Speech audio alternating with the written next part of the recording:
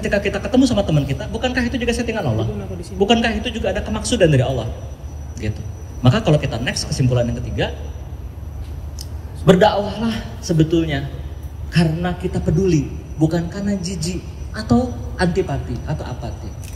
Karena sesungguhnya teman-teman, tanpa adanya kita pun itu hidayah bakal nyampe kok sama dirinya. Seriusan deh, Allah tuh nggak bakal kehabisan cara untuk ngasih hidayah kepada setiap orang.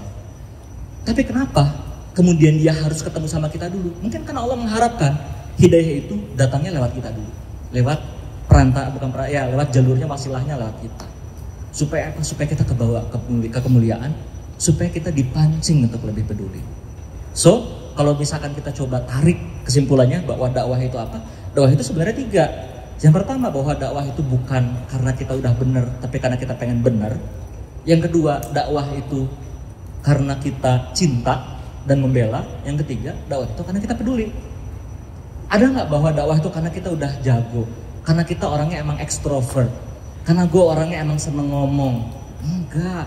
Dakwah itu it's all about us, tentang gimana kita merasakan keindahannya, kita merasakan cintanya. Maka kenapa dakwah kalau nggak ada mahabbah itu kering teman-teman semua. Ini yang kadang-kadang suka hilang nih, guys. Sebagai para pelaku dakwah nih kayak gitu ya, yang ada di organisasi keislaman manapun lah sebetulnya. Dakwah kalau nggak ada mahabbah itu kering, pasti deh. Kalau nggak ada cinta itu kering. Makanya kenapa emang pelumas-pelumas yang aku coba kasih di awal ini terkait dakwah, itu semuanya adalah tentang rasa, tentang cinta. Karena syaitan akan terus mencoba menggoda kita. Next. Nah, di Al-Baqarah 257 dikatakan, Allahu waliyul ladzina amanu yukhrijuhum minaz-zulumati ilan nur. Bahwa Allah pelindung orang yang beriman, dia mengeluarkan mereka dari kegelapan kepada cahaya. Akan selalu ada arus orang yang digeser dari kegelapan kepada cahaya, tapi juga akan selalu ada orang yang digeser dari cahaya kepada kegelapan. Kalau teman-teman belajar ilmu kimia, teman-teman pasti belajar yang namanya equilibrium, ya nggak sih? Ada dari A menjadi B, ada juga arus dari B menjadi A. Kenapa kita jadi belajar kimia ya? Kayak gitu. Tapi mudah-mudahan teman-teman jadi memahami bahwa yang namanya di dunia ini, arus itu akan selalu terjadi di antara dua. Kalau misalkan semua orang yang ngajakin dari zulumat kepada nur itu jadi makin kecil, syaitan itu nggak kayak kita. Syaitan itu jauh lebih tough daripada kita kadang-kadang. Seringkali kayak gitu ya. Maka kalau misalkan kita nggak ikut dalam sebuah upaya untuk ngajakin orang bareng-bareng jadi kenur, maka percayalah, syaitan itu sebetulnya nggak akan pernah tinggal diam untuk mendiamkan kita supaya tidak terproses jadi lebih baik lagi lah, kira-kira seperti itu. Next, ya.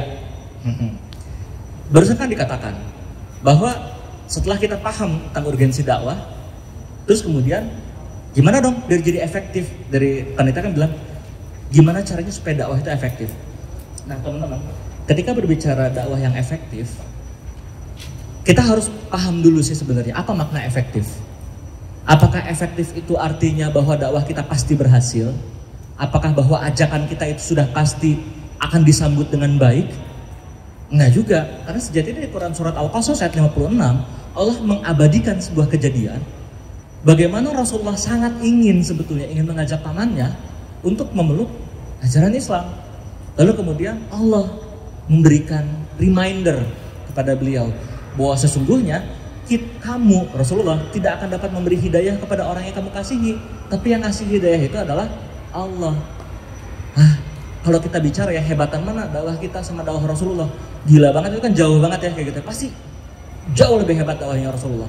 Tapi bahkan sehebat-hebatnya Rasulullah pun Allah kasih peringatan bahwa gak semua orang juga yang kamu kasih itu bakal dapat hidayah. So, efektivitas berarti diukurnya dari mana? Apakah dari berapa banyak orang yang jadi oke sama kita ketika kita ajakin? Nyatanya ternyata enggak juga. Atau dari mana? Dakwah yang efektif itu mungkin dari ini bang, dari tidak adanya orang yang melawan sama dakwah kita. Wah, nyatanya sejatinya ya di zaman Rasulullah juga banyak yang menentang kan. Oke, next. Ya, jadi mungkin ini kalau berbicara dakwah efektif ya, bahwa efektif itu adalah melakukan apa yang semestinya dilakukan gitu ya. Jadi ini bukan tentang berhasil atau tidak berhasil teman-teman, tapi efektif itu melakukan apa yang semestinya dilakukan sehingga diharapkan ada hasilnya. Oke, kita Next. Gimana kemudian caranya? Aduh, ini sebetulnya ada cerita ini sebenarnya kenapa aku kasih background ini kayak gitu. Sebenarnya ada 3 tentang apa yang harus kita lakukan supaya dakwah kita tuh lebih ini yang menurutku perlu untuk kita lakukan. Pertama, make it relevant. Pastikan dakwah kita relevan. Kayak gitu ya. Pastikan bahwa dakwah kita sesuai dengan apa yang dibutuhkan. Kita next lagi aja. Mudah-mudahan ada waktunya kita bisa bahas lagi ya. Yang kedua adalah make it easy and fun. Ini yasir wala tu'asir gitu. Berilah kemudahan, jangan mempersulit. Pastikan setiap ajakan kita itu ajakan yang sangat sederhana, ajakan yang mudah untuk diikuti. Dan jangan bikin mereka lari. Next. Make it part of life. Artinya pastikan bahwa dakwah kita itu bukan cuma sekedar ajak terus tinggalin kayak gitu. Udah kayak ini aja kan, udah kayak cowok nge-ghosting. Saya udah makan belum? Terus gitu di-ghosting, kagak diajakin lagi. Enggak. Tapi pastikan make it part of life. Ini jadi sebuah hal yang baru dan terus-menerus hadir dari kehidupan. Kalau dijadiin strategi teman-teman, ini sebetulnya hal yang aku harap bisa teman-teman bawa. Next. Maaf ya panitia, ini mudah-mudahan ini yang bisa dibawa nih. Kayak gitu ya. Teman-teman, ini ada strategi. Aku nyebutnya DAI namanya. DAI namanya. Dekati, ajaki, iringi. Kayak gitu. Jelek banget ya, udah kayak slogan pemerintah kayak gitu. Strategi ya, dekati kayak gitu ya. Dekati ini yang maksudnya make it relevant. Ketika kita berbicara dakwah, kadang-kadang kita tuh selalu startnya dari ini. Gue pengen ngomong apa? Gue pengen ngasih ayat apa? Gue pengen target apa? Padahal sebetulnya hal paling pertama, kita harus bikin Islam itu jadi terasa relevan dengan kebutuhannya. Setiap orang itu, teman-teman, digoda sama setan itu dengan 2 perasaan. Either antara dia punya problem atau dia punya harapan. Pasti manusia itu cuma 2 itu, ya nggak sih? Kehidupan kita tuh paling kalau nggak kita punya masalah, ya kita punya harapan. Biasa begitu nggak? Nah, 2 hal itu yang kemudian sering bikin kita gundah dan gulana. Maka 2 hal itu pastikan kita coba pahami sehingga kita jadi titik awal untuk kita mengenalkan Islam. Duh, gue pengen masuk ITB tapi gue gagal. Sebuah problem. Harapannya apa? Harapannya sih gue pengen bisa masuk ITB. Sebuah harapan. Maka apa yang ingin kita perkenalkan dari Islam terhadap harapan dan problemnya? Sehingga Islam itu bukan pembahasan yang jauh. Bukan pembahasan yang kayak, wah ini tuh kan gue bukan lulusan UIN, gue bukan lulusan Unisba, kayak gitu. Enggak, Islam itu adalah bahasan kita semua, kayak gitu ya. Terus yang kedua, ajak tanpa ragu teman-teman. Kadang-kadang kita suka ragu untuk ngajakin orang, takut dicap jadi anak so alim, takut kita ngajak dia jadi gak enak, kayak gitu ya. Ada satu temanku ya, dia ngajakinku ngopi, terus dia bilang, Dim makasih banget, dia udah bertahun-tahun kami gak ketemu. Dim makasih banget, dia teman SMA dan dia bertahun-tahun kemudian berbelas tahun dia baru ngucapin makasih atas sebuah hal. Makasih karena lu udah ngajakin gue sholat waktu itu. Bayang gak teman-teman? Gue kira materi yang pas sama dirinya itu adalah tentang rangkaian materi yang udah gue susun, tentang ayat yang gue susun. Enggak, tuh nggak ternyata yang berbekas sama belasan tahun di dirinya apa? Ajakan sholat yang sangat sederhana. Sebetulnya jangan-jangan yang dibutuhkan sama semua orang adalah ajakan-ajakan sederhana. Gitu, makanya jadi ajak dari hal kecil. Dan yang jangan lupa, ajak untuk punya circle teman-teman. Orang tuh sekarang nggak punya rumah. Orang tuh sekarang kalau mau cerita bingung mau kemana. Makanya kenapa kasus yang sempat terjadi viral di jembatan Cimindi, itu kan yang ada di suratnya apa tulisannya? Kemana orang-orang baik? Karena orang-orang baik itu nggak pernah jadi rumah. Orang baik itu nggak pernah bikin circle yang nyaman. Gitu, maka pastikan ketika diajak, selain diajak untuk punya habits baru, please ajakin juga untuk datang ke circle-nya teman-teman, supaya itu jadi rumah baru yang nyaman untuk bisa bersamai. Lalu selanjutnya setelah dia jadi rumah, iringi.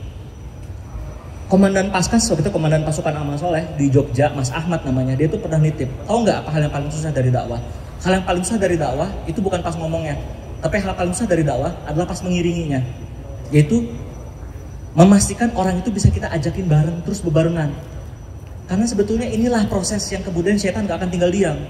Setelah dia diajak dan setelah dia mau, kadang dia tuh ngilang untuk diiringi. Kadang ngilang dianya, kadang ngilang kitanya.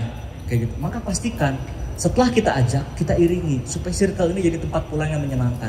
Dari kawan jadi sohib. Yang nanti ada panjang tuh penjelasan tentang kenapa aku nyebutnya dari kawan jadi sohib. Dan terakhir, yang namanya manusia itu dia harus punya karya, dia harus punya eksistensi. Pastikan punya amal atau punya karya. Start setelah dia diiringi, pastikan punya karya. Bro, kita ajakin yang lain yuk, bro kita bikin sesuatu yuk. Kalau dia sudah punya peran, dia sudah punya amal, insya Allah sungguhnya dia akan merasa bahwa ini adalah bagian dari kehidupan yang baru. Ini adalah bagian dari new life-nya dia.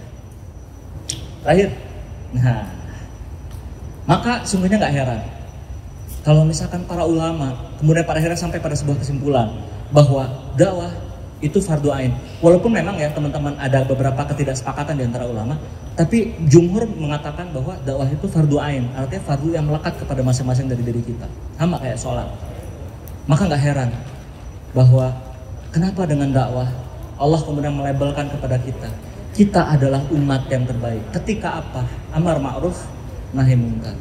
Mudah-mudahan teman-teman semua sebuah penjabaran sekilas ini menjadi sebuah insight baru sesedikit-sedikit yang bisa teman-teman bawa untuk bisa melihat bahwa dakwah itu bukan tentang hal-hal yang besar, tapi justru dakwah yang dibutuhkan adalah hal-hal yang bisa dimulai dengan sederhana dan dimulai dari sekarang.